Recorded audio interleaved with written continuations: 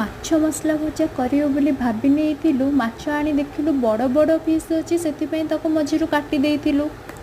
ତା ଦେହରେ ଲୁଣ ହଳଦୀ ପକାଇ ତାକୁ ଗୋଳାଇକି ରଖିଦେଇଥିଲୁ। ସବୁବେଳେ ମାଛ ବେସର ଖାଉଛୁ ଭାବି ମାଛ ମସଲା ଭଜା କରିବୁ ବୋଲି ଭାବିଥିଲୁ।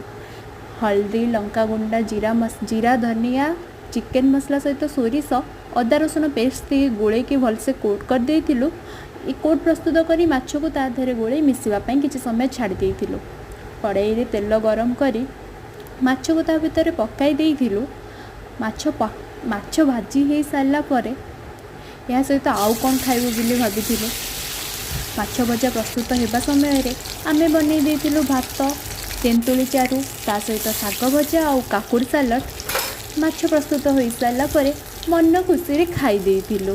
ଶ୍ରାବଣ ମାସ ଗଲା ପରେ ମାଛ ମସଲା ଭଜା ଖାଇବାର ମଜା ହିଁ କିଛି ଅଲଗା ଥିଲା। ବହୁତ ଦିନ ପରେ ଦେଖିକି